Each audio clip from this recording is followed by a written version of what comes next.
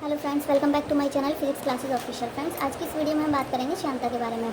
हम श्यानता का पूरा कॉन्सेप्ट क्लियर करेंगे, उसकी डेफिनेशन के बारे में देखेंगे और श्यानता गुणांक के बारे में जानेंगे। हम श्यानता गुणांक का किस तरह से डेरिवेशन फार्मूला को किस तरह से हम निगमन कर सकते हैं, सरल भाषा में कोशिश करूँगी कि आपको मेरी वीडियो अच्छी लगे और आपको अच्छे से समझ में आए। मैंने जितना ईजी हो सके उतना ईजी भाषा में इसको समझने की कोशिश करी है। आई होप आपको पसंद आएगी। इसीलिए चलो ज़्यादा देर न करते हुए वीडियो को शुरू करते हैं। श्यानता क्या होती है? देखिए, द्रव का वह गुण जिसमें केवल द्रव अपनी विभिन्न भिन्न परतों में होने वाली सापेक्षिक गति का विरोध करता है। ठीक है, द्रव का वह गुण जिसके कारण द्रव अपनी भिन्न भिन्न परतों में, जो द्रव की परतें होती हैं, हमने जानते हैं कि जो द्रव है, लिक्विड है, उसकी बहुत सारी परतें होती हैं, भिन्न भिन्न परतें होती हैं और उसके अंदर जो है गति होती है, एक गति होती है जिसे हम सापेक्षिक गति कहते हैं। परतों के अंदर जो गति होती है उसे हम सापेक्षिक गति कहते हैं और जो द्रव है वह उस सापेक्षिक गति का विरोध करता है जिसे हम श्यानता कहते हैं। ठीक है, अब ऐसा तो है नहीं कि गति एक अपनी यूनिफॉर्म मोशन में चलती चली जाएगी, एक समान वे में चलती चली जाएगी। जब एक सापेक्षिक जहाँ गति होती है वहाँ पे उसका विरोध भी होता है। इसीलिए जो परतों के अंदर, भिन्न भिन्न परतों के अंदर जो सापेक्षिक गति होती है उसमें जो विरोध उत्पन्न होता है उसे हम श्यानता कहते हैं। जैसे हम देखिए उदाहरण से देख लेते हैं। पहला उदाहरण है हमारा, जब हम किसी बर्तन में रखे द्रव को बिलोकर छोड़ देते हैं। ठीक है, अब कोई भी एक बर्तन लिया हमने, उसमें हम द्रव को छोड़ दिया उसमें, तो थोड़ी देर बाद द्रव स्वयं ही ठहर जाता है। जैसे कि मान लो ये एक बर्तन है गोल, इसमें हमने पानी डाला और उसको इस तरह से गोल गोल हमने चला दिया। उसको पानी को हमने खूब अच्छी तरह से गोल गोल चला दिया। वह कुछ समय तक तो ऐसे एक यूनिफॉर्म मोशन में चलेगा। ठीक है, गोल गोल अपनी सापेक्षिक गति के साथ चलेगा, लेकिन एक पॉइंट ऐसा आएगा कि वो एक स्थिर हो जाएगा, वहीं पर वो रुक जाएगा। ठीक है, यदि द्रव में श्यानता का गुण ना हो तो द्रव घूमता ही रहेगा। अगर उसमें श्यानता मतलब उसके विरोध नहीं होगा सापेक्षिक गति का, तो वह जो गति है वो वहीं की वहीं रुकेगी नहीं, वह एज इट इज ऐसे ही घूमती रहेगी। तो गांठी द्रव में अधिक श्यानता होती है। जो भी अगर वही मैंने आपको समझाया कि अगर उसमें विरोध नहीं होगा तो वो उसमें धीरे धीरे वो इस तरह से ही अपनी एक समान वे में घूमता रहेगा। इसीलिए उसकी सापेक्षिक गति का विरोध हुआ, इसीलिए उसका जो पानी है वो वहाँ पे ठहर गया। ठीक है, नेक्स्ट एग्जाम्पल हम देखते हैं। जितना तेज हम वायु में चल सकते हैं उतना जल में नहीं चल सकते। देखिए, ये एक बहुत ही यूनिक और बहुत ही एब्जॉर्प्टिव एग्जांपल है कि हम जितना तेज वायु में चल सकते हैं। आपने देखा होगा तूफान आए, हवा आए, हम जितना तेज उसमें चल सकते हैं, लेकिन पानी में हम नहीं चल सकते।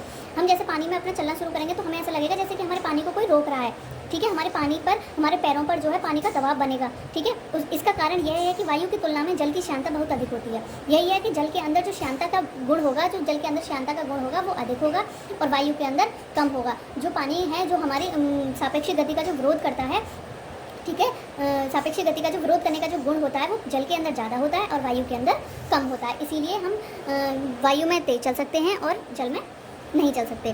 नेक्स्ट है हमारा, बादल के कण वायु की श्यानता के कारण बहुत धीरे धीरे नीचे आ पाते हैं।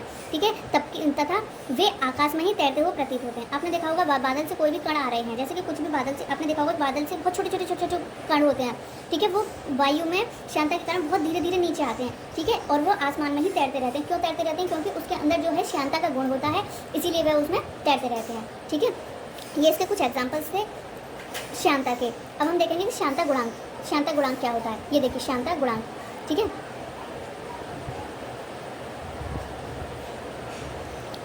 द्रव के परतों के बीच द्रव के प्रभाव की दिशा के अभिलंबत दूरी के सापेक्षिक वेग परिवर्तन को वेग प्रवणता कहते हैं। हम श्यानता गुणांक को वेग प्रवणता भी कहते हैं। ठीक है, श्यानता गुणांक का दूसरा नाम होता है वेग प्रवणता।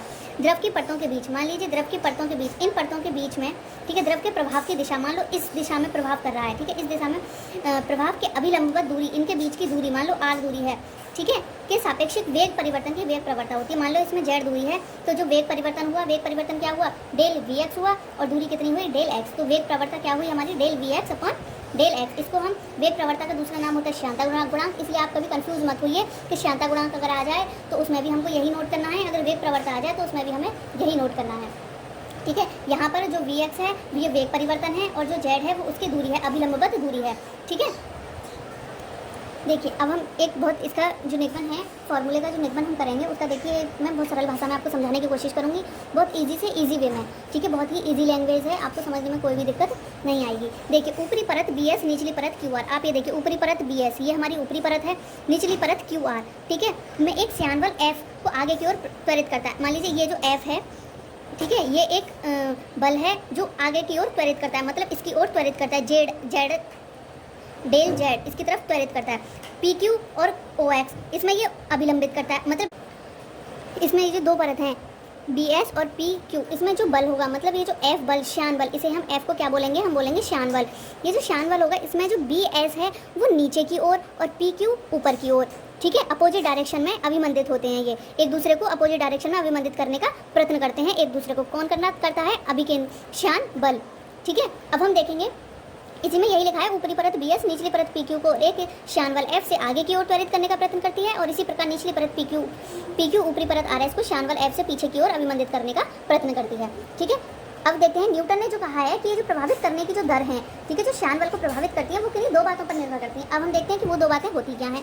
देखिए, पहली बात तो हमारी यह है कि जो परत है, यह परत के संपर्क क्षेत्रफल ए के अनुक्रमानुपाती होता है, ठीक है। सबसे पहली बात हमारी यह है कि ये जो श्यान बल है हमारा एफ, वो किसके अनुक्रमानुपाती होता है, क्षेत्रफल के अनुक्रमानुपाती होता है। तो एफ अनुक्रमानुपाती होगा किसके, क्षेत्रफल के। दूसरी बात हमारी यह है कि यह परत के बीच की वेग प्रवणता का फॉर्मूला अभी आपने देखा था, क्या देखा था, del V X upon del V Z, ये हमारा वेग प्रवणता का फॉर्मूला था। या डेल जेड लिख दो या डेल वी जेड लिख दो, क्या अनुक्रमानुपाती होता है, ठीक है। ये हम किसकी बात कर रहे हैं, हम श्यान बल की बात कर रहे हैं। तो एफ जो श्यान बल होगा वो किसके अनुक्रमानुपाती होगा, del B X upon del B Z का अनुक्रमानुपाती होगा, ठीक है। अब हम क्या करेंगे, इसको हम समीकरण 1 मान लेंगे, इसको हम समीकरण 2 मान लेंगे। सरल भाषा में करेंगे कि तब हम समीकरण 1 व 2 को मिलाते हैं, को मिलाने पर, ठीक है, 2 को मिलाने पर, इन दोनों को हम मिलाएंगे तो f जो होगा अनुक्रमानुपाती होगा a, ठीक है, del B X upon del Z, ठीक है। ये समीकरण 2 हो गई और ये हमारी समीकरण 1 हो गई। अब हम इस अनुक्रमानुपाती मतलब प्रोपोर्शनल के साइन को हटाने के लिए यहाँ पे एक नियतांक ले लेंगे, ठीक है, कांस्टेंट ले लेंगे। कांस्टेंट क्या हम लेंगे, ईटा, इसको हम बोलते हैं eta, plus minus eta A del B X upon del L. ये जो होता है वो हमारे श्यान बल का फॉर्मूला होता है, ठीक है। वो हमने देखा था श्यानता क्या होती है, हमने उसके बारे में पढ़ा था। श्यानता गुणांक क्या होती है, ठीक है। ये जो है श्यानता गुणांक या वेग प्रवणता क्या होती है वो भी मैंने आपको बताया। अब जो श्यान बल का जो फॉर्मूला है वो है F equal to eta A del B X upon del Z, ठीक है। अब यहाँ पर ये जो ईटा है, ईटा जो है एक नियतांक है जिसे हम श्यानता गुणांक कहते हैं। ईटा को हम क्या कहते हैं, श्यानता गुणांक, ठीक है। और इसकी जो SI यूनिट होती है वो होती है किलोग्राम प्रति मिनट प्रति सेकेंड, ठीक है। और इसकी विमा होती है ml-1 t-1, ठीक है। इसी को हम क्या कहते हैं, ईटा जो है, ईटा को हम क्या कहते हैं, श्यानता गुणांक। वेग प्रवणता जो है एक श्यानता गुणांक का ही रूप है, इसको हम वेग प्रवणता, श्यानता गुणांक को हम वेग प्रवणता कह सकते हैं, ठीक है। ये दूसरा नाम हम इसको बोल सकते हैं। वेग प्रवणता से ही हमारा श्यानता गुणांक मिलता है, जो हम श्यान बल निकालेंगे उसी से हमारा श्यानता गुणांक निकलेगा, ठीक है। आई होप आपको मेरी ये वीडियो अच्छी लगी हो, तो प्लीज़ लाइक करो, शेयर करो, ज़्यादा से ज़्यादा सब्सक्राइब करो, और ज़्यादा हैंड रिटन नोट्स पाने के लिए मेरे चैनल को सब्सक्राइब करो। Thank you.